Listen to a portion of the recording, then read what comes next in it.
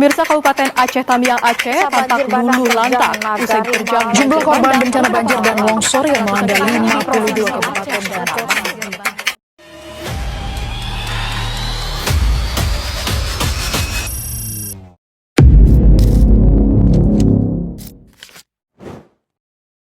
Akhir tahun 2025 telah terjadi banjir bandang yang melanda Pulau Sumatera, seperti Sumatera Barat, Sumatera Utara, dan Aceh. Kejadian tersebut bukan hanya sekedar dari cuaca yang ekstrim, tetapi ada pengaruh lain seperti pembalakan hutan secara liar yang dilakukan oleh orang-orang yang tidak bertanggung jawab.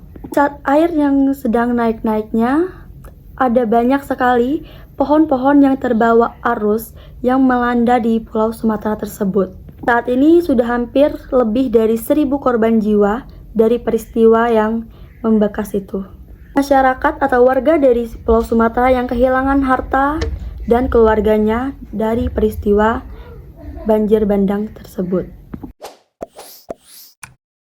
Bencana banjir yang terjadi di Sumatera tentunya tidak bisa disalahkan hanya pada cuaca ekstrim. Di balik bencana banjir yang terjadi, ada akibat serius dari pembalakan hutan yang merugikan lingkungan dan masyarakat luas. Banjir tidak hanya merusak lahan pertanian, pemukiman, dan infrastruktur, tetapi juga ada hal yang lebih serius, yaitu mengancam keselamatan jiwa manusia.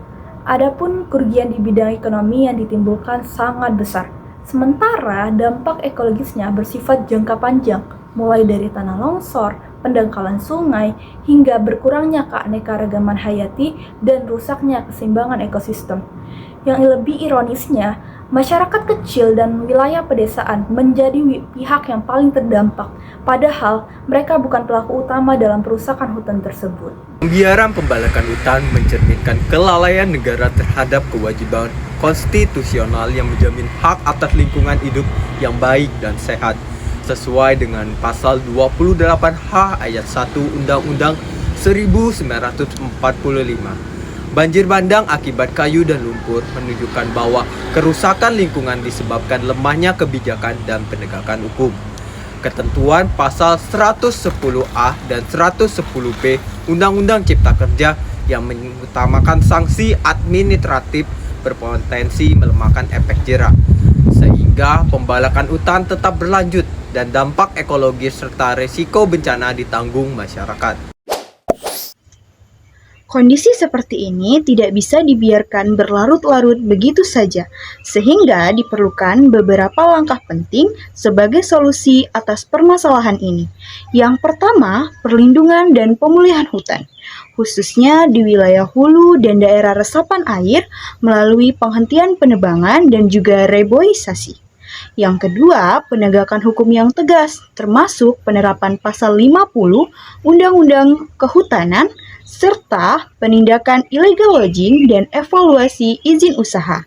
Yang ketiga, peningkatan peran semua pihak melalui edukasi dan juga kerjasama antara pemerintah, masyarakat, dan dunia usaha.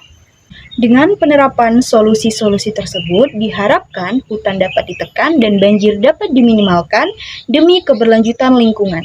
Karena apa? Karena menjaga hutan hari ini berarti melindungi kehidupan di masa depan.